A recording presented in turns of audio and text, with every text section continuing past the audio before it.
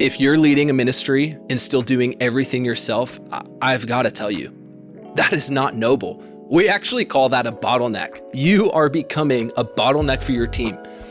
And you might be wondering, how do you get past this? I can tell you, it's not more budget. It is certainly not more gear. It's your people. You need more volunteers. And not just someday out in the distant future. You can start this week with people, here's the trick, who are already in your church right now. You just need a system. And that's exactly what I'm about to give you. So stick around and find out.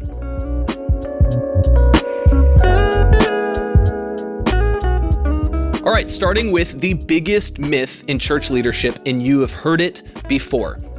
The phrase that says, people just don't want to serve anymore. I've heard this over and over and over again as we work with churches all around the world. And I got to tell you, it's not true. What I really think people don't want is to walk into something disorganized, overwhelming, or just flat out awkward. And that might sound familiar to you. Now, they're not just saying no to serving. They're saying no to being thrown into the deep end as well. They want a plan. They need training. And if you've been putting out vague invites like, hey, we're looking for volunteers if anyone's interested, oftentimes what that communicates, there's not really a plan. And so what we're going to talk about is a strategy, because right now, you don't have a strategy. That's why you're here. And ultimately, no strategy just becomes background noise for people who you're trying to get on your team. And people ignore background noise, which is where we start to believe this lie that people just don't want to serve. It's not true. So we're going to talk about 3 types of people in the church, people who are in your church today when it comes to volunteering. Person number 1, we call them the eager. They want to serve, but they haven't been asked directly. Whether they have the skills or not, they're just kind of waiting on the sidelines, wanting you to come up and engage them, right? And then moving on to person number 2, we call them the curious. They're interested, but they are scared to death that they're going to mess up, often not having much prior experience, but the idea of running slides on a weekend or playing guitar excites them. Okay, and then person number 3, the hidden gems. They don't even realize they would be great at this. They have this God-given ability and they are a perfect fit for your team, but they need somebody to help them walk through that door. Okay, so with these 3 people, your job is not to convince them to care. They care.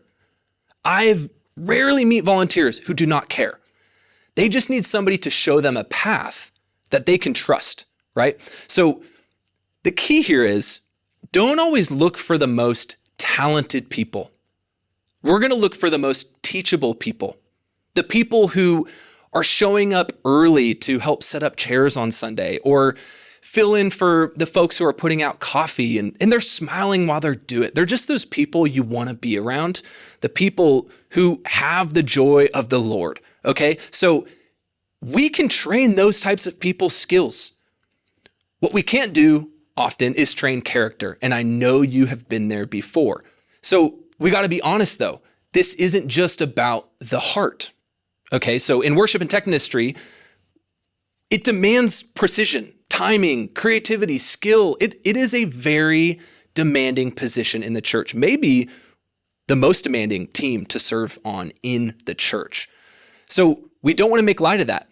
You don't want to put somebody behind thousands of dollars worth of gear in hope that they're going to be able to pull together an audio mix or just strap a guitar around a volunteer's neck and hope that they're going to know the chords to play for the part that you guys are executing on Sunday. That's why what I'm about to show you works, because it raises both the floor and the ceiling, heart and skill at the same time. Okay, so here's a system we teach churches that get results every single time. 3 steps. Step 1, we call this the spotlight ask. For a second, just forget the clipboard, forget the lobby booth, all the stuff you put on welcome walk-in slides, everything you've ever been taught about bringing new volunteers in, just forget it for a second. The spotlight ask. You're not just asking them to help, you're affirming something in them. And here's the trick.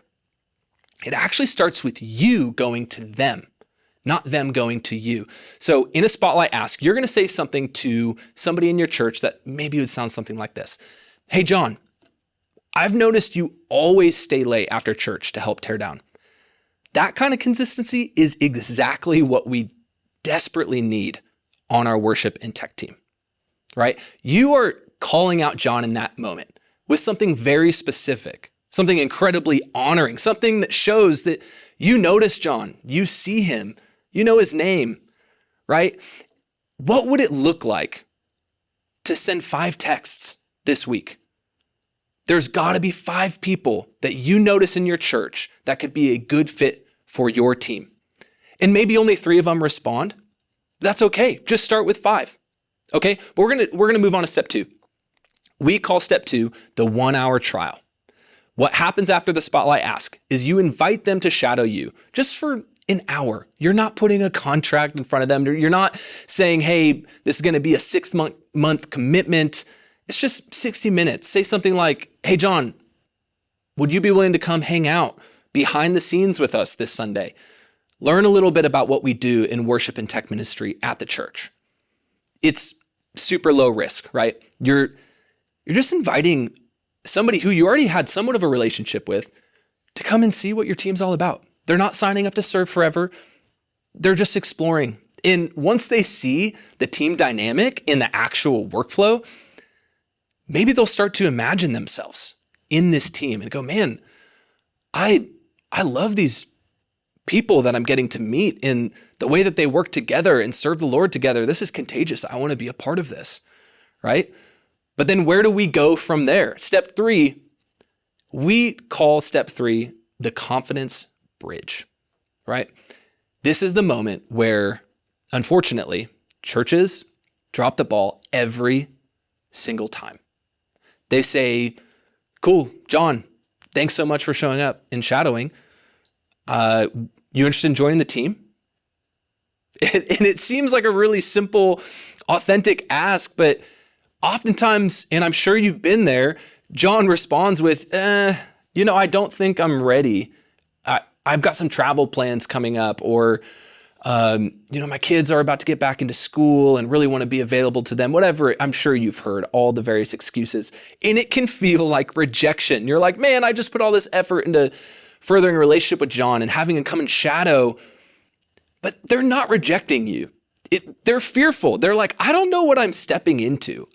The expectations have not been clearly communicated to me, so I'm out. I'm a little fearful of what this situation might end up being for me. So we got to build a confidence bridge, a clear path that shows them how they're going to grow. That path that will give them the assurance of, I'm new, I don't know anything about this, to I've got this. I'm a seasoned veteran on this team. And this is where we use MxU with thousands of churches. We give every volunteer access to our training system.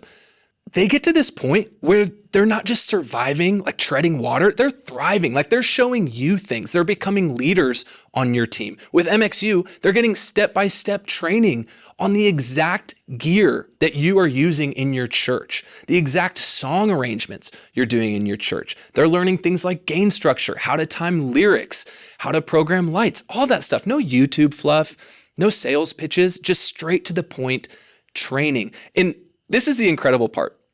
It saves you from having to repeat yourself 20 times a month with every single person, going through every task on your team, trying to get people up to speed just to get the bare minimum. Instead, you can just say, hey, start here, watch these 3 modules, and then we'll meet back up together and learn about talk about what you've been learning, right? You get a system that works, and here's the trick, a system that works for both them and you.